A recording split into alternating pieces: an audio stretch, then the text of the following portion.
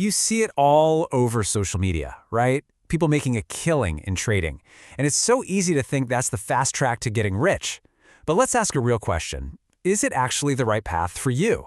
Today, we're going to cut through all that hype and do a serious reality check. Let's find out.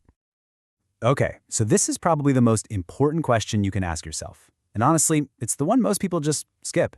Answering this honestly, before you put a single penny on the line, could be the difference between building real wealth and, well, losing big time. So let's get real.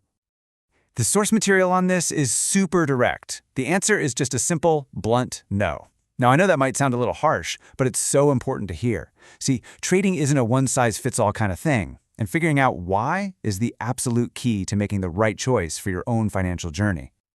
All right, so if it's not for everybody, then who is it for? Let's try to build a profile of what an ideal trader actually looks like. As we go through these traits, I really want you to ask yourself, hey, does this actually sound like me? What's so interesting here is that this list isn't about having some secret talent or being a genius. It's all about your mindset and your habits. Analytical thinkers, they love digging into charts and data. Disciplined folks can actually stick to a plan without letting fear or greed totally derail them. Skilled risk managers, they know their number one job is to protect their money. And of course, the continuous learners who are patient, they get that this is a marathon, not a sprint. These are the building blocks. Okay, now let's flip the coin, because this side is just as important, if not more so. We've got to look at the warning signs, the personality traits that can turn trading from a real opportunity into a total disaster. Again, be honest with yourself here.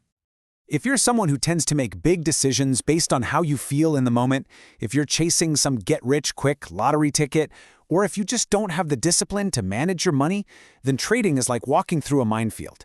And this last one is huge. If you don't have the time to actually do the work, the research, the learning, staring at the charts, then you're not trading. You're just gambling. Plain and simple. And this slide just lays it all out, doesn't it?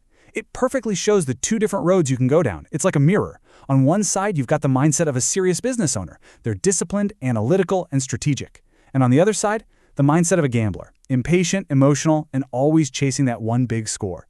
So the big question is, which side of the mirror are you looking at? This quote really hits the nail on the head when it comes to being an emotional decision maker. Fear, greed, FOMO, that fear of missing out. We all feel these things. They're part of being human. But in the world of trading, they are your absolute worst enemies. A truly successful trader learns to see those feelings, acknowledge them, and then completely ignore them when it's time to make a decision. Okay, so let's say you check all the right boxes. You fit the profile of that ideal trader. Does that mean it's going to be a walk in the park? No way. Absolutely not. Even for the people who are a perfect fit, there are some major hurdles that every single person has to face. Every trader on the planet, it doesn't matter how experienced they are, deals with these four things. The risk of losing your money, it's always there. The mental pressure can be unbelievable. You absolutely need capital to trade with any real effect, and the market is constantly changing, which means you can never, ever, ever stop learning. Let's be crystal clear on one thing. What percentage of traders are going to have losses?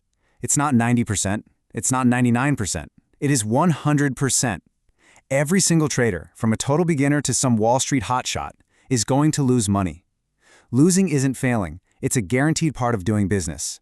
The only question is, do you have a plan to handle it?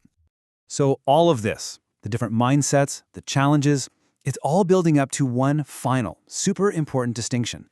It really all comes down to this one question. What is trading really? And there it is. This is, hands down, the single most important mindset shift you can possibly make. If you look at trading like you're going to a casino, you will, eventually, lose. But if you treat it like a serious business, with a solid plan, a set of rules, and long-term goals, then you actually have a fighting chance. And just like any other business, trading stands on these pillars. You need a solid strategy. That's your business plan. You need excellent risk management. Those are your financial controls. You've got to have emotional control. That's your professional attitude. And you need patience and time to let the business grow. If any one of these pillars is weak, the entire thing is going to come crashing down. So here we are, full circle. Trading might not be the right move for you, and you know what? That is completely, 100% okay. But here's the big takeaway for every single person listening. Financial literacy is for everyone. Just understanding how markets work is an incredibly valuable life skill, whether you ever actually place a trade or not. And that leaves us with this last empowering question. If, after this honest look in the mirror, you realize trading just isn't your game, don't just stop here. Ask yourself, what's my next step? How are you going to keep building your financial knowledge to secure your future? Something to think about. Thanks for joining me.